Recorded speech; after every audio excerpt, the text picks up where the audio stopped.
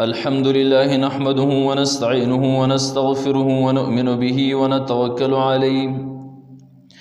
ونعوذ بالله من شرور أنفسنا ومن سيئات أعمالنا من يهده الله فلا مضل له ومن يضلله فلا هادي له ونشهد أن لا إله إلا الله وحده لا شريك له ونشهد أن محمدًا عبده ورسوله أما بعد فأعوذ بالله من الشيطان الرجيم بسم الله الرحمن الرحيم قال الله تبارك وتعالى وما خلقت الجن والإنس إلا ليعبدون الله پاک په انسان باندې بلا انعامات کړی دي کدا انسان د پیدا کېدو نه والا تر مرګ پورې د الله پاک احسانات شمارلو غواړي نو د هغه انعامات چې هغې ته انفسي انعامات وي د انسان په جسم کې چې کم دن ندي نو انسان دغه نعمتونه نشي شمارلی او بیا آفاقی نعمات د انسان د بدن نه بهر غیر چاپیره پرې دنیا کې د هغې د شمار خو انسان تصور او سوچ هم نشي کولی الله فرمیل وَإِن تَعُدُّوا نِعْمَةَ اللَّهِ لَا تُحْصُوهَا که تاسو د الله پاک نعمتونه شمارلو غواړئ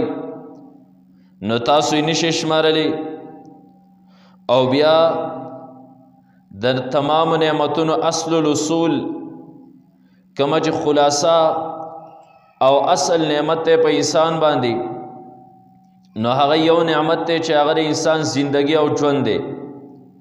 انسان چې الله د نعمتونو نه فایده حاصلې اله به حاصلې چې د انسان ژوند او زندگی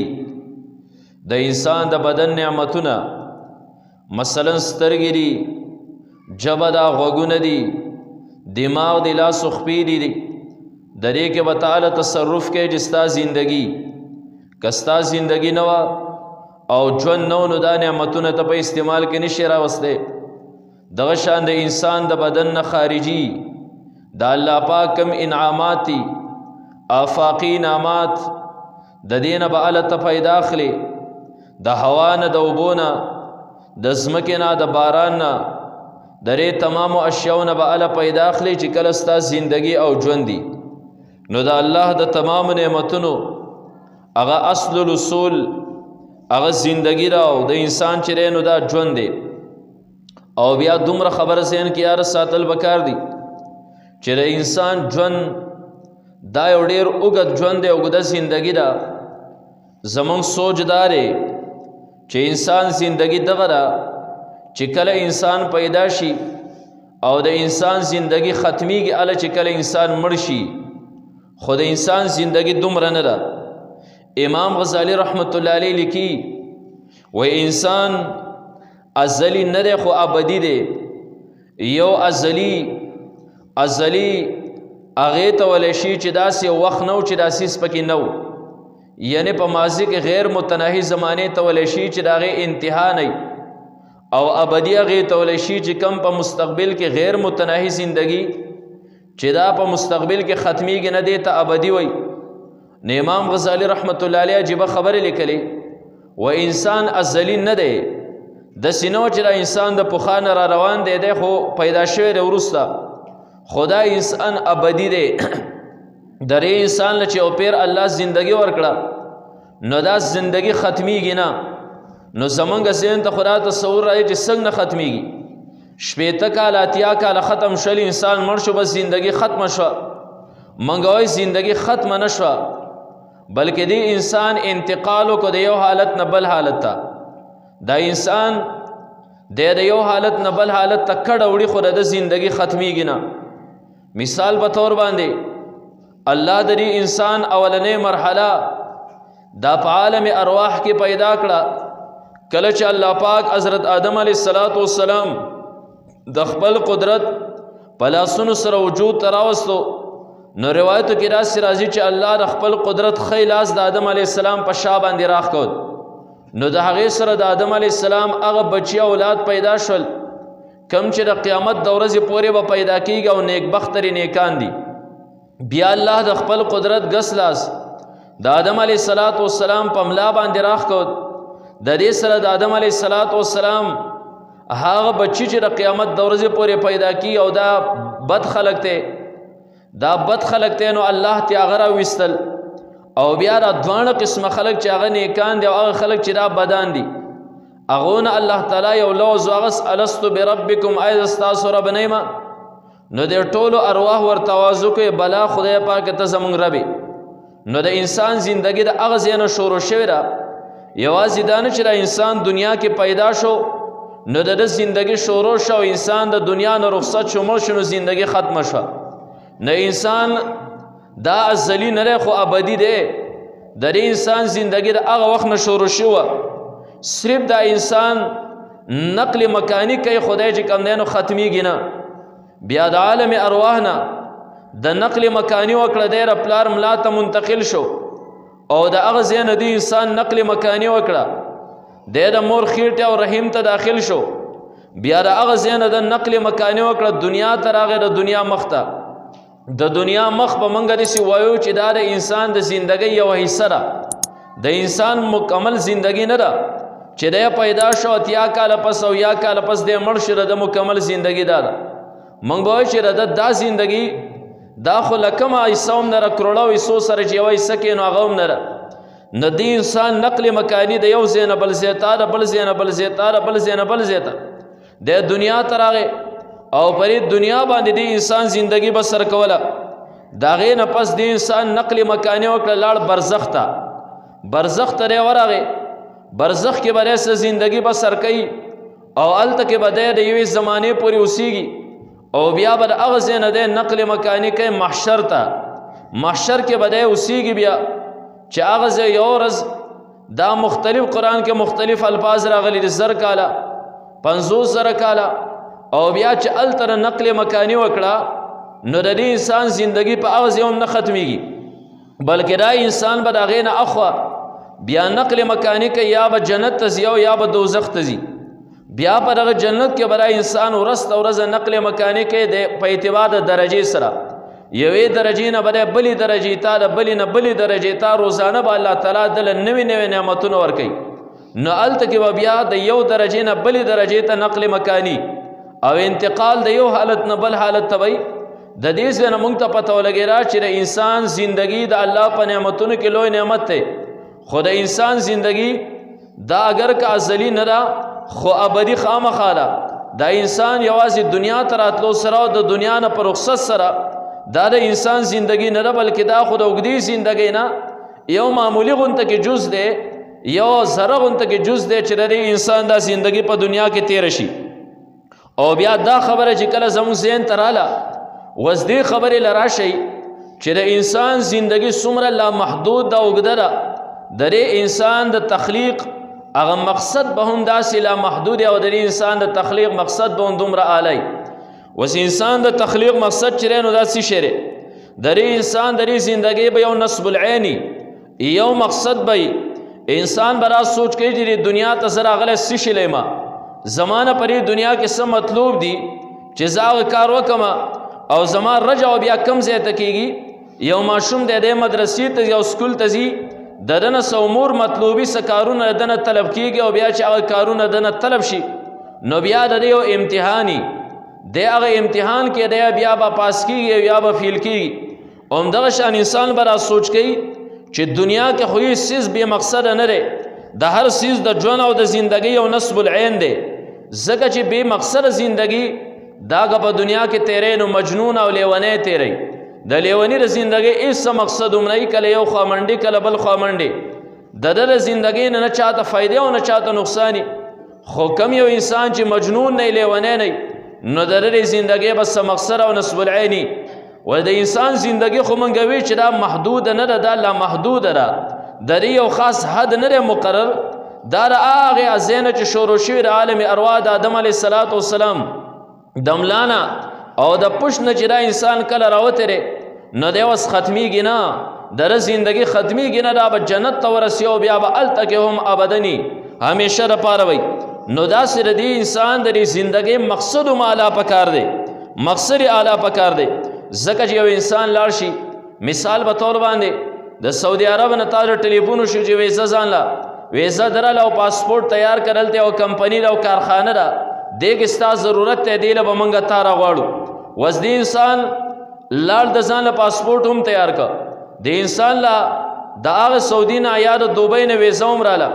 دی لاړ جاس ته وخته او دی هغه خپل ځای ته ورسېد کومه چې کارخانه ده. اوس دی هلته لاړ دروازه کې دننه ورننوته هسې ناست دی، نو خامخا به دی را د بل نه تپوس نه کوي چې هلکه زه راغوښتی شوی یمه، ما له ویزه رالېږلی شوې ده، په ما پاسپورټ تیار شوی دی، ما کرای چې کوم دی نو ټکټ لګولی دی، زه دې جاز کې دې ځای له راوستی شوی یم، زما د دې دومره راوستو به دې ځای ته دې کمپنۍ ته څه مقصد خو وایي که نه زه څه کار وکړم. نه کره ته څوک وایي چې هېڅ کار هم مه کوه، نه دی په دې باندې غلی کېږي، نه دی به د یو خوا له ورځي هلکه زه څه له راغوښتی شوی ما ته زما کار وښیي، ځکه ده ته را پته ده چې دې ځای ته زه راغوښتی شوی یم، نو زما به د دې ځای د راتلو څه مقصد وي. بې مقصده خو نه ده خلک لیونی او نه زه لیونی وم چې زه بې مقصده دلته رالم. همدغه شانتې د دنیا د کارخانې تر انسان خو راغلی دی، نو بې مقصده خو دی نه راغلی، بې مقصده که راغلی خو لیونی دی. نو دا انسان چې روغ دی نو د ده د زندګۍ به څه نصب العیني څه مقصد به د څه لپاره به الله دې وجود ته راوستی. په دې وجه باندې موږ وکتل چې کائناتو کې انسان له الله تعالی ډېره اعلی درجه ورکړې ده. تېره 2 جمعې موږ بیان په دې باندې کړو، زه هم هغې بیان په ضمن کې را خبره کوم. د انسان له الله ډېره زیاته لویه درجه کائناتو کې ورکړې ده، او موږ د الله تعالی مخلوق ته وکتل، الله د دې نه پاک دی چې یو شی پالتو پیدا کړي او عبثي پیدا کړي. الله د دې نه پاک دی، الله هر یو څیز چې وجود ته راوستی نو د هغې څه مقصد دی. نور الله پیدا کړی د دې مقصد دی، را بې مقصده نه دی. الله که سپوږمۍ پیدا کړی دی او خپل مقصد دی، را بې مقصده نه ده. الله که د شپې او د ورځې رفتار پیدا کړی دی نو د دې یو مقصد دی، را بې مقصده نه ده. دنیا په مخ باندې هغه اشیا چې تاسو یې مضر ګڼئ، تاسو هغې ته زهریله اشیا وایي، په مخ د ځمکې باندې الله فرمیل چې ما ستاسو د پیدې دپاره پیدا کړی. اول سپاره کې الله تعالی فرمایي الله هغه ذات دی چې ستاسو د پیدې دپاره هر یو څیز چې دی نو په ځمکه باندې پیدا کړی. نو هغه څیزونه چې موږ په حقیقت کې خپل دشمن منو، موږ دا مار دی، دا لړم دی، خو هغې کې هم یو مقصد الله تعالی یې ښودی چې هغه د انسان د نظر نه مخفي او پټي. په دې وجه الله چې هېڅ څیز بې مقصده وجود ته نه راوستی، نو بیا د انسان چې دا د تمامو څیزونو مخدوم دی، او دا نور د انسان خادم، سپوږمۍ د انسان خادمه، شپه ورځ د انسان په خدمت باندې لګیا، وریځ یا اسمان ځمکه د انسان په خدمت باندې لګیا. نو بیا چېرته راکېدی شي چې دا انسان عبث دنیا ته راغلی. افحسبتم انما خلقناکم عبثا وانکم الینا لا ترجعون. ولې ستاسو دا خیال دی چې ما تاسو هغه تخلیق کړی دی، تاسو مې پیدا کړی، دا مې څه عبث پالتو پیدا کړی بیکاره. الله د دې نه پاک دی چې یو شی عبث پیدا کړي، پالتو یې پیدا کړي. نو چې د هر یو څه یو مقصد بیا د انسان د زندګۍ خو مقصد لوی پکارو کنه، ځکه نور اشیا د انسان په خدمت باندې دي. نو د دې انسان د تخلیق چې کوم دی نو بیا څه فایده دی، خو اشرف المخلوقات دی. نو بیا مونږ چې دی نو څه سوچونه وکړل چې دنیا کې دا انسان پر دنیا کې یو څو څیزونو پر پسې ورپسې دی، شاید چې د زندګۍ مقصد هم دغه دی د انسان. مونږ اور رالو، مونږ انسان څه کوي، خوراک څښاک کوي، او انسان وقتی دولت ګټي. د دې وقتی دولت دپاره او خوراک څښاک دپاره دا انسان بچي هم پرېږدي دی، ښځه هم پرېږدي دی، مور و پلار هم پرېږدي دی. چې کوم دی نو 18 کلونو باندې امریکا او ځای بل ځای واړئ، 15 کاله چې کوم دی نو سعودي عرب کې یو خوا بل خوا واړئ، او دلته کې د پلار د جنازې اعلان وشي، دی د هغه ځای نه چې کوم دی نو دعا وکړي هغه ونه یې ني، مور چې کوم دی نو مړه شي دی ونه یې ني. یاره شاهد چې دا انسان د دې خوراک دپاره د دې وقتي دولت دپاره دومره محنت او جدوجہد کوي، شاید چې د زندګۍ مقصد د دې انسان هم دغه چې هغه حصول د طعام دی، خوراک حاصلول دي، او وقتي دولت چې کوم دی نو دا حاصلول دي. نه موږ چې کله دې ته سوچ وکړه یاره دا خو د انسان د مقصد چې کوم دی اصل مقصد دا نه دی، د انسان د زندګۍ نصب العین خو دا نه دی. ځکه چې کم مقصدي شی نو د هغې دپاره د علم ضرورت دی، او انسان د دنیا د ګټلې دپاره علم نه حاصلوي، تعلیم د دې دپاره نه کوي. موږ که یو انسان دا وایي چې زه تعلیم د دې دپاره کوم چې سبا خوراک وګټم، څښاک وګټم، وګټم او پرې تعلیم باندې زه وقتی دولت وګټم موږ به د دنیا په مخ باندې د تعلیم د ټولو نه لوی توهین دی وکړه ځکه چې دې لپاره څوک ناستلی دنیا خو جاهل هم ګټي عالم هم ګټي نیک هم ګټي ګناهګار هم ګټي بلکې جاهل او ګناهګار بیا ټولو نه ډېر زیات ګټي چې هغه پکې را تمیز نه کوي چې دا حلال دی او دا حرام دی نه دې نه پته ولګي را چې دا د انسان نصب العین د زندګۍ نه دی د انسان مقصد چې نو دا نه دی او بل طریقې سره مونږ ته پته ولګي را چې دا د انسان د زندګۍ مقصد نه دی ځکه مقصد هغه پکار دی چې د انسان منګوي مختلف مراحل دي د نقل مکانی یو ځای نه بل ځای ته کوي نو مونږ چې وکتل دا دوه څیزونه د انسان وقتی دولت دی او دغه شانتې د انسان چې کوم دی نو خوراک څښاک دی دا د انسان نه د قبر په ډبه باندې پاتې شي نو د دې نه خدا اندازه ولګي را چې دا د انسان مقصد نه دی که مقصد وی دی به مخ په وړاندې باندې هم د انسان سره ته د چې څنګه نقل مکاني کول او هغه شانتې نقل مکاني به ورسره دې هم کوله نو دا د انسان هغه مقصد د دنیا چې دی نو دا نشو او بیا موږ ته را پته ولګېده چې شاید یو دویمه خبره ده چې د هغې د حصول دپاره دنیا کې خلک ډېرې زیاتې منډې تړلې وي شاید چې د انسان د زندګۍ مقصد هم هغی د نور د زندګۍ مقصد خو معلوم دی خلکو له رڼا ورکوي د سپوږمۍ مقصد هم معلوم دی د هوا مقصد هم معلوم دی د اوبو مقصد هم معلوم دی دغه شانتې د ځمکې مقصد هم معلوم دی خو د دې انسان دپاره نور حیوانات الله پیدا کړي د فایدې دپاره نو هغې مقصد هم معلوم دی خو د انسان مقصد موږ ته واضح نه شو چېرې دا به څه مقصدي نو زمونږ ذهن کې موږ دویمې خبرې طرف ته سوچ وکړه یو بلې نقطې طرف ته موږ سوچ وکړه موږ وایو دنیا کې هر یو انسان دا غواړي چې ما ته وقتي عزت میلاو شي وقتي عزت ما ته میلاو شي او زه دې په دې معاشره کې معزز وګرځم هر یو انسان په زړه کې زما قدري موږ وایو شاید د انسان د زندګۍ مقصد هم دغه حصول د عزت چې دی په دې دنیا کې ځان له عزت چې دی نو دا وګټي نو موږ وکتل عزت چې کوم دی نو دا هم یو خیالي شی دی عزتونه دوه دي یو هغه عزت دی چې دا صرف خیال دی په حقیقت کې عزت نه دی لکه په دنیا باندې چې انسان په مالداري باندې چې انسان عزت غواړي هغه خیال داسې دی چې دا ستا په وهم او ګمان کې چې زه معزز یم او دا خلک ستا د مال د وجې نه ستا عزت کوي سبا ورځ چې دا مال لاړ خلک درته بیا ګوري هم نه سبا ورځ د خلکو زړونه الله تعالی چې کوم دی نو ستا نه وګرځول ځکه یو دور کې او فرعون هم ځان ته معزز وی که نه اوس تاسو وایئ چې د هغه عزت باقی پاتې دی هر سړی کنځي او که نه کنځي یو دور کې او قارون هم بل ځان ته معزز وی که نه ځکه د هغه عزت صرف هغه چې کوم دی نو یو خیال و د هغه په یو وهم کې راو چې دا خلک زما که څه عزت کوي د دنیا عزتونه داسې انسان یو سوچ دی یو خیال دی ګورې لکه څنګه چې کوم دی متنبي هغه یو شعر لیکلی چې د متکبره مثال دي سری لکه د غر په سر باندې ودرېږي او دا دا تمام خلک زما نه ډېر ښکته او لاندې دي او زه د ټولو نه دنګ یم الان کې د دا یو خیال الان کې د غر سر ته ختلی دی همدغه شانت یو انسان د خپل وهم ډېرۍ ته بره ختلی او دی وایي دا تمام خلک زما عزت کوي خو د دې ورته پته نه چې پټ پټ مې را خلک چې کوم دی نو کنځي نو دنیا کې ډېر خلک داسې کفار تیر شوي دي چې ځان ته د وخت معزز وي خو دې ته عزت نه وایي دې ته چې کوم دی نو خیال وایي ها البته عزت شته وس عزت ست وایي حقیقي معنو کې عزت ست وایي حقیقي معنو کې عزت هغه چې ته په دنیا باندې هغه عزت حاصل نه کې بلکې په دینداري باندې هغه عزت حاصل کې او بیا دې ته عزت نبی علیه الصلاۃ والسلام تفصیلی روایت ده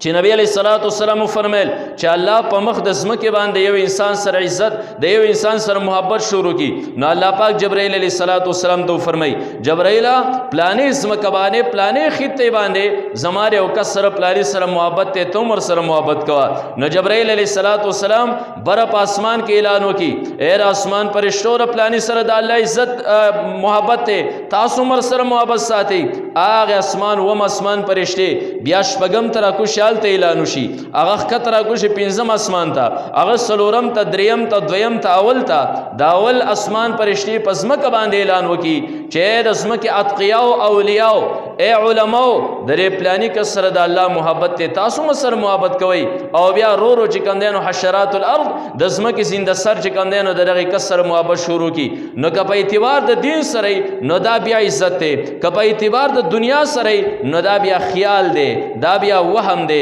دا ستا یو خیال دی چې دا خلک ما معزز چې کوم دی نو دا ګڼي الان کې سبا ورځې چې کوم دی درې خلکو زړونه ستانه لغون ته کې اخوا واوښتل نو بیا عزت نشته بیا سراسر ذلت دی نو پته ولګی را چې داسې یو څه چې هغه وهمي د انسان د زندګۍ مقصد دا هم نه او بیا د دې حدیث نه پته ولګی را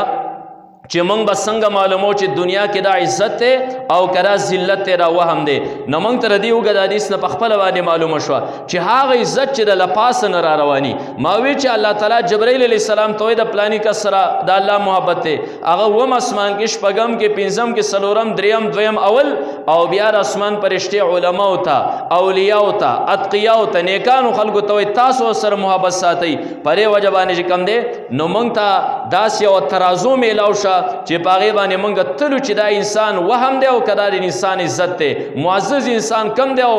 هغه انسان چې د صرف د عزت یو وهم دی را کم یو ریک نه پرې وجه مونږ تر حدیث نه را پته ولګیرا چې کم عزت د لپاس نه را روان دی. د دنیا په مخ باندې علما د چا سره محبت ساتي، نیکان او صالحان د چا سره محبت ساتي، مشران د چا سره محبت ساتي، سنجیده خلق د چا سره محبت ساتي. پته ولګیرا چې دا د لپاس نه د جبرائیل علیه السلام نه دی هغه شروع شوی د پخکته باندې محبت د عزت ته پخکته باندې او کته د پته ولګیرا چې د عزت د لاندې طرف نه راسي په بر باندې روان دی. د لاندې طرفه یو انسان دی هغه سره محبت ساتي، محبت ور سره هغه خلق ساتي چې هغه ماشومان دي، محبت ور سره هغه خلق ساتي چې هغه غیر سنجیده خلق ته، محبت ور سره هغه خلق ساتي چې هغه علما نه دي، اتقیا نه دي، صلحا نه دي، نیکان نه دي. نه پته ولګیرا چې دا عزت نه دا وهم دی، دا د لپاس نه راغلی، دا د لاندې نه په بره باندې روان دی او د دې اخرنۍ درجه هم دقی چې را کم ماشومان یا هغه غیر سنجیده خلق دریو سره پاتې شه وهم او وهم بیا څه وخت پس چې کم دی نو دا ختم شي. د دې ځنه مونږ ته پته ولګیرا چې اصل عزت سره خو دې پوری ما خبر راغستی وا دې پوری چې ګوره الله تعالی چې کوم دی انسان له عزت ورکي، انسان دنیا ته وجود تر اوسره د دې انسان د ژوندۍ مقصد چې نو دا څه شری. نو موږ ته پته ولګی چې انسان د ژوندۍ مقصد دا کلو وشربوم نه لري، خلاص ساکوم نه لري. د انسان د ژوندۍ مقصد چې کوم دی دا عارضی دولت ګټل هم نه لري. د انسان د ژوندۍ مقصد چې دا په دنیا کې د مال او د دنیا په ذریعه سره هغه وهم چې تاسو ته عزت وای دغه وقتی تور او دغه جزئی عزت چې کوم دی نو دا هم لري. هغه عزت بیل شری چې کوم در تما خبر وکړه چې دا د الله د طرفه ای، هغه د الله د طرفه عزت الله انبیاء ولور کړي او انبیاء عزت چې نو دا وهم نه دا ختمیږي نه ګوره بلکې دا راسخي د خلکو په زړونو کې. نن تاسو وای نبی علیہ الصلوۃ والسلام د دنیا نو سوال سو کال مخکې هغه وفات شه، دنیا نو رخصت شوه، نن په مقدس مکه باندې چې کمزې ګستاخی وشي تمام دنیا بیا ځان وجنی کنه وجنی، تمام مسلمانانو بیا دنیا جمع کړي او کنه جمع کړي. دین پته ولګره چې دا حقیقي عزت ته دغه شان تر صحابه ګستاخی دي سوګ کی بیا تاسو په هر منبر باندې علماي نه کنا چې راغه په خلاف باندې لګي، بیا عوام چې روډونو تراوتی کنا د صحابه چې نه را توهین شو ولې دا حقیقي عزت ته چې دا ربر نه راغلی. نن کرای مې 44 ورونه امامانو پسې یو سړی بدر دوی نو دغه عزت د لپاسن حاصل دی. د دینه پته ولګیرا چې دا غوډتلونه پسو مغه عزت د خلکو په زړونو کې برقرار دی. هم هغه عزت علماء دی کم چې د لپاس نه راغلی ری د لخکیان په بره باندې نه شروع شوی. هغه علماء پتلو سره د خلکو په زړونو کې چې کم دی نو دا محبتي یو سور د مخکې را نوجوانان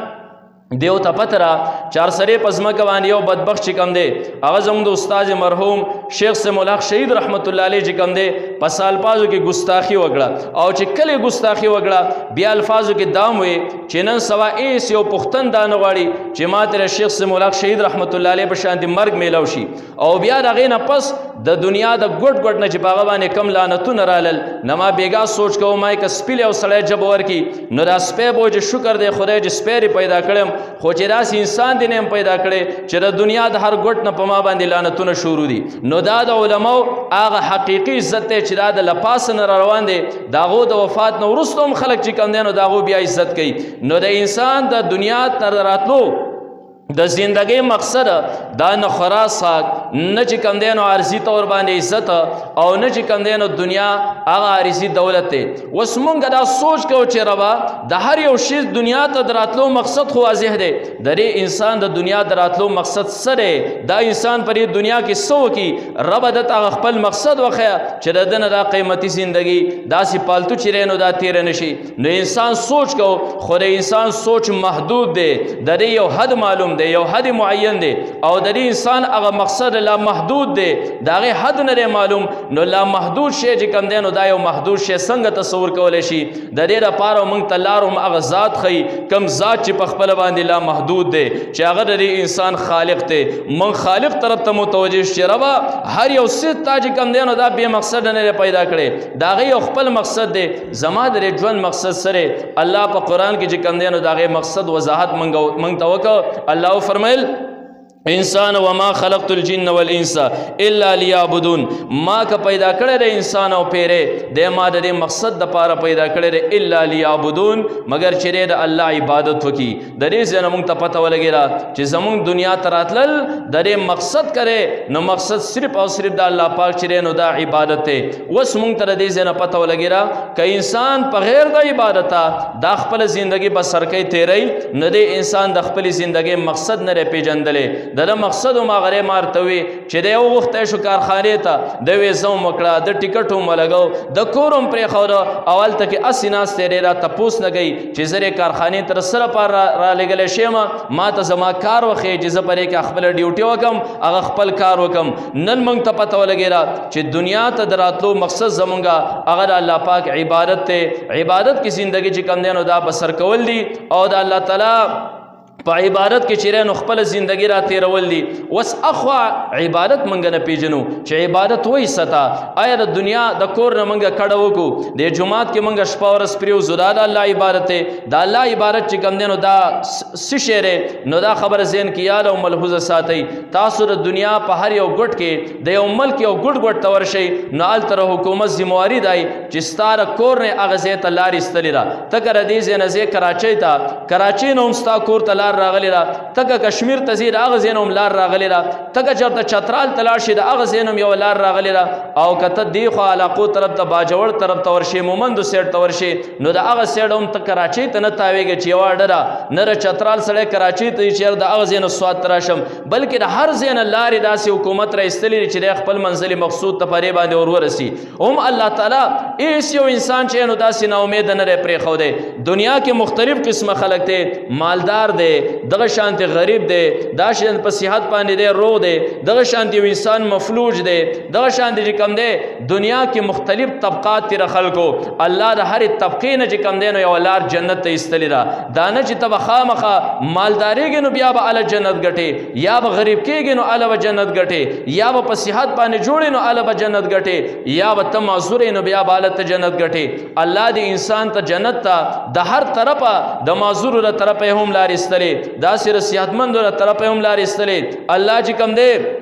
مالدارانو د طرف هم لار استلی را غریبانان د طرف هم جنت ته لار استلی را هر یو انسان ته پر خپل خپل درجه کې چې کم دی د خدای عبادت کوا جنت ته چې کم دی نو دا بسي نو مالدار ته سلار خولې غریب ته سلار خولې د شان دي معذور ته سلار خولې را او الله تعالی صحتمند ته سلار خولې را درې څلور وانو طبقو د شان زنانه ته کملار خولې د جنت نارینه ته کملار خولې را هغه کس چې پزمکه باندې آزاد ګرځي هغه کس چې را رقته د غلام یا په جیل کې دنه لري هغه ته د هغه زنه جنت تلار استلی را هر یو انسان ته خپل خپل عبادت چې کم دینو طرق ولري لاري ورته چې کم دینو دا خولري د یو لاري سری مالدار ته مال چې کم دینو سورلی کا خدای ته بيزان ورسوا غریب ته وي غربت چې کم دینو سورلی کا الله ته بيزان ورسوا زکه دغه مالدار چې کم دی د زکات په ذریعہ سره د حج په ذریعہ سره د الله په لار کې مال خرج کولو په ذریعہ سره د ته دا لار خولرا چې ګوره جنت تراسه تلل لري چې تب غربت تراشی بیا به جنت تزي ستوج کم دی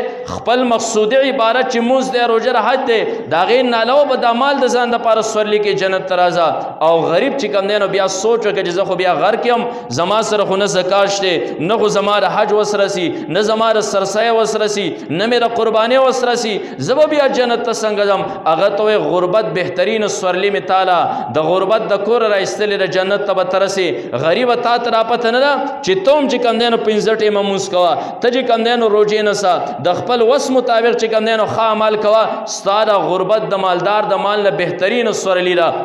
او دومره بهترین سورلی را چې کله مالدار د قیامت پر ورځ باندې الله ته مخامخ شي د سره به د مال حساب کتاب کیږي ستا سره غو حساب کتاب ضرورت شته نه ته به ډایرک جنت ته ځې او چې کله دا مالدار د خپل مال د حساب کتاب نه راوزګاریږي او پتا به جنت ته درځي نو تا به 1500 کال زندگی په جنت کې دنه تیر کړي نو دا څومره زبردست سورلی را دیخو الله تعالی صحتمند توي تب پر خپل صحت کې رشپې پاسې ما ته ودرېږي تب عبادت کې تب 65 مموس کے جماعت تبزے دغشان پتاوانی حج دے پتاوانی جکم دے تبلیغ دے پتاوانی چرین دا جہاد دے وس معذور بداوی چې زخو بیا غرق زکه ما چې دی خو خپل صحت د ځان سورلی جوړه کې او دی په جنت تلاشي زخو معذور ما الله چې کم دینو معذور توي چې ستاره ری پشان بهترین سورلی سره ډوبل شته اومنا ته چې کم دی پرې حالت د وزر کې اهل مصیب والا توي چې ګوره مصیبتونه خودم را لوی غنیمت ته ستاره پاره چې د قیامت پر ورځ باندې الله ته انسانان مخامخ شي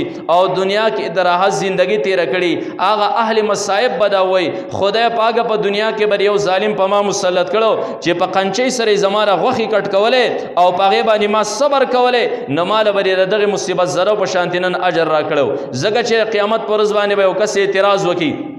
دا پلانې خو زما یار دوست مرګره خدای به هم جمعه ته منزله ته زبوم تلم څنګه چې تلاوت د کو هغه سیمام کو څنګه اعمال چې د کو هغه شانتي اعمال مام کول دل ول دومره اعلی درجه او مال ول دومره کم درجه الله به تو فرمای چې تا پر راحت کی زندگی تیر کړو تا عبادت پر راحت کې کړو د په سختۍ کې کړو نو دی بیا افسوس کې خدای خو یو ظالم بری په ما مسلط کړو چې په قنچي سره زما غوخي کټ کوله او پاغه باندې ما صبر کوله الله هر یو انسان ته د عبادت چې کم دینو لار آسانه کړی را الله یو سو اوامر دی چې دا کارونه کوا یو سو منهیات دي چې ردی کارونه چې کم دینو منع کېږي خوا کته زنانه کناری نه کته غریب کته مالدار کته هر قسمه کته چرته کې سیادمند او کته مریض د ټولو لپاره چې کم دینو مالدار جنت طرف ته آسانی کړي خو ستار تخلیق مقصد چې کم دینو عبادت ته عبادت پر نه ترکه ان شاء الله پر موضوع مستقل بیان بیا که زندگی وینده جمعه لوګو خو نن منګه دومره خبرې زده کړه چې د انسان د تخلیق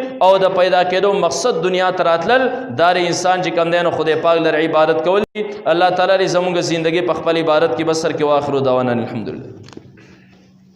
محترم اوریدونکو زموږ د چینل سبسکرایب کړئ او د غنټۍ د نشان سره هم دباو کړئ چې زموږ د نوي بیانونو اطلاع تاسو ته درکړي